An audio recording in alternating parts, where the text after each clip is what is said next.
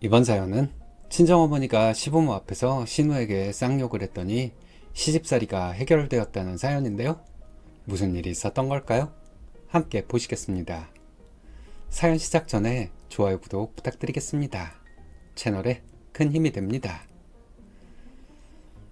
안녕하세요. 저는 진짜 남들한테 싫은 소리 한마디 못하고 혼자 속으로만 끙끙 앓으며 사는 답답한 성격을 가지고 있습니다. 제 성격 제가 봐도 정말 답답하고 마음에 안 드는데 이게 참 고치고 싶어도 마음처럼 안 되더라고요. 누가 저를 기분 나쁘게 하면 그 자리에서 왜 그렇게 말씀하세요? 이러면 되는데 저는 그게 왜 그렇게 무서운지 모르겠어요. 남들이 내 말 듣고 화내면 어쩌나, 싸우게 되면 어쩌나, 이런 걱정부터 앞서서 결국은 어색하게 웃으면서 넘겨버리죠. 근데 문제는 그러고 집에 오면 며칠 내내 그 일만 생각나요? 그때 이렇게 말해줄 걸, 왜 가만히 있었을까? 이런 자책을 하면서 밤잠 설친 적이 한두 번이 아니에요. 사실 저도 예전엔 화낼 줄 아는 성격이었거든요. 그런데 첫 직장에서 신입사원일 때 화를 한번 냈다가 정작 잘못한 사람은 따로 있는데 제가 화를 냈다는 이유로 똑같이 나쁜 사람이 되어버리는 걸 겪고 나서 성격이 이렇게 변한 것 같아요. 특히 시댁 식구들 앞에서는 저의 답답한 성격이 최고조였죠. 내가 그냥 참고 넘어가면 나중에라도 내 진심을 알아주겠지. 좋게 좋게 지내면 되겠지. 이런 생각이 정말 큰 착각이었다는 걸 나중에야 알았네요. 친정이 시댁보다 형편이 좀 어렵다는 이유로 시어머니나 시누이가 저를 은근히 깔봐도 혹시나 내 태도 때문에 우리 부모님까지 교육을 어떻게 시켰길래 소리 들을까봐 더 죽은 듯이 살았거든요. 그렇게 참기만 했던 것이 문제였던 것 같습니다. 진짜 제 인생에서 제일 서러웠던 순간을 하나 꼽으라면 첫째 임신했을 때 맞았던 추석 명절이에요. 그때 배가 꽤 불러서 가만히 서 있기만 해도 허리가 끊어질 것 같고 조금만 움직여도 숨이 턱턱 막히던 시기였거든요. 그런데 시댁은 임산부고 뭐고 안중에도 없더라고요. 명절 다가오니까 당연하다는 듯이 이번엔 일찍 내려와라 하시는데 평소 성격대로 못 간다는 소리 한마디 못하고 새벽에 일찍 출발했습니다. 저희 시아버지가 장남이라 명절이라고 식구들은 얼마나 많은지 그 좁은 부엌에 서서 하루 종일 산더미 같은 설거지를 하고 쉴 새 없이 음식을 차려내느라 정말 힘들었어요. 음식 냄새를 맡으니까 진정됐던 입덧이 다시 올라와서 속은 계속 뒤집어지고 다리는 코끼리처럼 퉁퉁 부어서 신발도 안 들어갈 정도였죠. 명절 음식이 꽤 기름진 음식들이잖아요. 기름 냄새가 심해서 더 힘들었던 것 같습니다. 시어머니는 옆에서 말로만 지시를 내리고 있고 제 행동이 굼뜨다고 계속 사람들 앞에서 타박만 하셨어요. 시어머니는 사사건건 저에게 잔소리를 퍼부으시는데 정말 눈물이 핑 돌더라고요. 제가 너무 힘들어서 슬쩍 싱크대를 붙잡고 허리를 짚고 서 있으니까 시어머니가 제 몰골을 빤히 보시더니 기가 막힌 말씀을 하시더군요. 요즘 애들은 임신이 무슨 대단한 벼슬인 줄 알아. 나는 네 남편 낳고 딱 3일 뒤부터 나가서 일했다. 너는 지금 이게 힘들다고 그렇게 티를 내니? 어머니 세대 때 고생하신 얘기를 21세기에 임신한 며느리한테 하시면서 지금 제가 겪는 고통을 아무것도 아닌 것처럼 몰아가는데 그 넓은 시댁 거실에 내 걱정해주는 사람 하나 없다는 생각에 너무 스트레스를 받았어요. 대단한 대접을 바란 것도 아니고 그저 애가 졌는데 힘들지 좀 앉아서 쉬엄쉬엄 해라. 이 말 한마디가 듣고 싶었던 건데 그게 그렇게 큰 걸 요구하는 거였을까요? 친정이 가난해서 결혼 비용을 적게 보탠 며느리라 이렇게 대놓고 일꾼 취급하면서 함부로 대하시나 싶기도 했습니다. 근데 그건 저 혼자만의 자격지심이었을 거예요. 시어머니나 신우 성향이라면 제가 있는 집 딸이었어도 어떻게든 기를 죽여서 자기들 뜻대로 저를 좌지우지하려고 했을 것 같습니다. 시어머니 구박도 힘들었지만 사실 더 영악하게 사람을 속을 뒤집어 놓는 건 2살 어린 신우였어요. 이 시누이는 정말 머리가 좋은 게 꼭 남들 안 볼 때나 시부모님 귀를 피해서만 저를 기분 상하게 만들더군요. 저희 남편 앞에서는 세상 착한 여동생 코스프레를 하면서 저랑 둘만 남으면 눈빛부터 달라졌습니다. 결혼할 때 제가 결혼 비용을 많이 보태지 못한 게 시누이한테는 평생 갈 저의 약점이었나 봐요.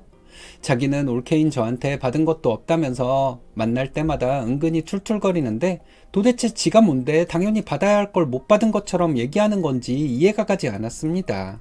한 번은 제가 과일을 깎고 있으니까 옆에 와서는 제가 과일 깎는 것을 보니 제가 가난한 집에서 자란 것이 티가 난다고 하더군요. 놀란 표정으로 시누이를 쳐다보니까 한다는 말이 제 행동 하나하나가 없어 보인다는 것이었습니다. 저의 행동 중에 어떤 것을 보고 그런 판단을 했다는 건지 모르겠어서 제가 멍하니 쳐다보니까 쌩긋 웃으면서 아유, 나쁜 뜻은 아니고 그냥 우리 집이랑 분위기가 너무 다르니까 신기해서요. 언니네 부모님은 이런 거 가르쳐줄 여유도 없었나 보네. 이러더라고요. 저희 친정 부모님까지 대놓고 비하하는 거잖아요. 시누이가 원하던 대로 저는 피가 거꾸로 솟는 것 같았습니다. 제가 화를 내도록 유도하는 것 같고 제가 또 그 자리에서 화를 내서 시누이와 싸우게 되면 시어머니가 무조건 시누이 편들며 저를 잡돌이할 게 뻔해 보이니 아무 말도 안 하는 게 낫겠다 싶어서 그냥 가만히 있었네요. 시누이는 제가 이런 식으로 가만히 있으니까 제가 만만한 줄 알았는지 계속 심해졌어요. 제 옷차림을 가지고 없어 보인다고 하질 않나, 제가 좋아하는 색깔을 가지고도 없어 보인다고 하질 않나, 그런 시누이의 만행에 저는 그저 바보같이 고개만 숙이고 있었습니다. 제가 화를 내면 시누이는 분명 울면서 피해자 코스프레를 할 거고, 그럼 저는 또 나쁜 사람 취급받으며 며칠을 괴로워할 게 뻔했으니까요. 제가 신입사원일 때 경험했던 일이 또 반복될까봐 두렵기도 해서 저는 어쩔 줄 몰라 할 뿐이었네요. 결혼하고 3년 동안 아이가 안 생기니까 시댁의 태도는 더 가관이었어요. 처음엔 아이는 천천히 갖는 게 좋지 않겠냐던 시어머니가 결혼하고 2년 지나니까 볼 때마다 저를 죄인 취급하며 달달 볶으시더라고요. 혹시 네가 몰래 피임하고 있는 거 아니니? 이런 말씀을 하시길래 아니라고 말씀드렸지만 네가 몸이 약해서 애가 안 들어서나 보다 이러면서 저를 죄인 취급하셨죠. 저를 더 화가 나게 만든 건 시누이였어요. 시누이는 제가 무슨 불임 판정이라도 받은 것처럼 동네방네 소문을 내고 다니더라고요. 명절에 친척들 다 모인 자리에서도 제 얼굴을 빤히 보면서 언니, 내가 아는 한의원 있는데 소개해 줄까? 요즘은 여자 몸에 이상이 있어도 약 잘 먹으면 애가진대. 언니도 검사 좀 제대로 받아봐. 언니 더 늙어서 애가지면 장애가 나을 확률이 얼마나 높아지는 줄 알아? 이런 식으로 말했습니다. 신우 말을 듣고 있던 친척 어른들이 제 눈치를 볼 정도였어요. 하지만 그분들 중 신우에게 바른 말을 해주는 분들은 아무도 없었습니다. 참고 참다가 제가 무슨 말을 하면 언니가 몸이 안 좋아서 예민한가 보네. 신우는 이런 식으로 제 탓으로 돌리는데 이거 진짜 안 당해본 사람은 몰라요. 마음속에서는 신우를 어떻게 해버리겠다는 정말 잔인한 생각마저 들거든요. 남편한테 이 얘기를 하면 처음엔 에이 설마 걔가 그렇게까지 말했겠어. 자기가 오해한 거겠지. 이런 식으로 말했습니다. 알아요. 남편이 설마 하는 마음을 가질 수도 있죠. 근데 남편이 이런 반응을 보이면 저는 제가 이상한 사람이 되는 것 같아 더 화가 나고 답답했습니다. 제가 너무 억울해서 남편에게 몇 번 말했더니 남편은 그제야 시누이한테 물어보는데 그 여우 같은 시누이가 식구들 다 보는 앞에서 엉엉 울면서 자기는 언니 걱정해서 한 말인데 언니가 나를 너무 나쁜 사람 만든다고 피해자인 척을 하더라고요. 결국 시어머니는 어린애가 걱정해서 한 말 가지고 새언니가 돼서 질투하냐며 저를 몰아세웠어요. 저보다 2살 어린 시누이는 어린애랍니다. 저는 어른이니까 시누이가 설사 막말을 했더라도 큰 도량으로 감싸줘야 하는 거래요. 그날 이후로 남편이랑 엄청 싸웠거든요. 근데 남편도 제 말을 전적으로 믿지는 않았고 결국 저 혼자만 답답해 미칠 지경이었습니다. 아이가 생기지 않는 것이 정작 누구 때문인지 확인도 안 된 상태여서 시어머니와 시누이는 이미 저를 애 못 갖는 여자로 몰아가고 있었던 거예요. 도저히 억울해서 안 되겠다 싶어 남편 손을 끌고 산부인과에 갔습니다. 저는 애가 안 생기는 원인이 저에게 있는지 확실하게 알아보고 싶었거든요. 근데 검사 결과는 정말 예상 밖이었어요. 의사 선생님이 제 몸은 아주 건강하고 아무 문제가 없는데 남편의 정자 활동성이 기준치보다 좀 많이 떨어진다고요? 완전 불임은 아니지만 시간이 좀 걸릴 수 있다는 말씀이었죠. 저는 확신을 하고 싶어서 몇 군데 병원을 더 돌아봤지만 결과는 똑같았어요. 남편은 좀 놀란 것 같았지만 저는 한편으로 속이 후련했어요. 이제 애가 안 생기는 원인을 나에게서 찾는 짓을 시어머니와 시누이가 못할 것이라고 생각했거든요. 근데 이것도 저 혼자만의 순진한 생각이었습니다. 이 사실을 시댁에 알렸을 때 시어머니의 반응이 가관이었어요. 아들 기죽을까봐 어쩔 줄 몰라 하시더니 갑자기 저를 방으로 불러서 정색하며 말씀하시더라고요. 이 일 어디 가서 절대 말하지 마라. 특히 네 친정에는 입도 뻥끗하지 마. 남자가 밖에 나가서 고생하다 보면 그럴 수도 있는 거지. 이걸 동네방네 떠들어서 네 남편 망신 줄 일 있니? 이런 식으로 말하며 제 입단속부터 시키는 거예요. 그동안 저를 몸에 이상 있는 여자 취급하며 구박할 때는 언제고 이제 와서 아들 체면만 중요하다니요. 더 화가 나는 건 그 뒤로도 시어머니와 시누이의 태도가 전혀 바뀌지 않았다는 거예요. 진실을 알면서도 식구들이나 친척들 앞에서는 은근슬쩍 다시 제 탓인 양 말을 하더라고요. 요즘 여자애들은 다들 몸이 약해서 탈이야 하며 묘하게 저에게 불임의 원인이 있는 것처럼 말하는데 저는 남편 생각해서 그 비밀을 지켜주느라 속이 시커멓게 타들어갔습니다. 시어머니는 제가 입을 꾹 다물고 있으니 제가 여전히 만만한 줄 아셨나 봐요. 남편의 결함을 제가 뒤집어 쓰는 게 당연하다고 생각하는 시댁에 별로 남아있지도 않던 모든 정이 떨어져 버렸습니다. 시누이도 진실을 전부 알게 되었는데 저를 더 미치게 만들더라고요. 남편 없을 때만 제 귀에 대고 오빠가 언니 만나서 고생이 많네. 결국은 언니가 관리를 못한 거 아니야? 이런 밑도 끝도 없는 말을 하는데 그럴 때마다 제가 화를 내면 시누이는 기다렸다는 듯이 눈물부터 그렁그렁 고이더라고요. 참다 못해 남편에게 시누이가 했던 말들을 다 쏟아냈어요. 당신 여동생이 나한테 이런 말까지 한다. 제발 좀 말려라. 하고 울면서 빌다시피 했죠. 그런데 남편 반응이 더 제 가슴을 후벼 팠어요. 자기 여동생이 그런 말까지 했을 리가 없다는데 그럼 제가 거짓말을 하고 있다고 믿는다는 건가요? 저는 이상한 사람 취급을 받는 것 같아서 답답해 미칠 지경이었습니다. 결국 남편이 시누이에게 사실을 확인을 한다고 자리를 만들었는데 그게 제 인생 최악의 수치스러운 날이 됐어요.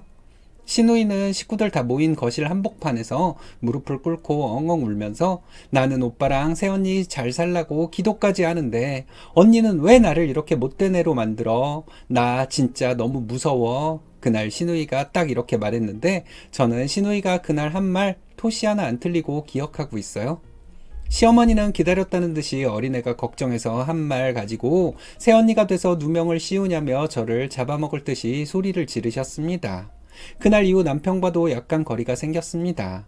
남편은 제 말을 반신반의하며 저를 히스테리 부리는 여자로 보기 시작했고 저는 시누이의 그 가식적인 눈물 뒤에 가려진 섬뜩한 사이코패스 같은 모습을 혼자 감당해야 했습니다. 시댁 식구들 모두가 한통속이 되어 저를 미친 사람 취급하는데 그 외로움과 억울함은 말로 다 할 수 없었어요. 그 지옥 같은 시간을 견디다가 드디어 저에게도 천사 같은 아이가 찾아왔어요. 아이 소식을 들었을 때 정말 세상을 다 얻은 기분이었죠. 이전은 그 지긋지긋한 불임 며느리 누명에서도 완전히 벗어날 줄 알았거든요. 특히 제 뱃속에 아이가 아들이라는 사실을 알게 되었을 때 시아버지는 세상을 다 얻은 듯 기뻐하셨습니다.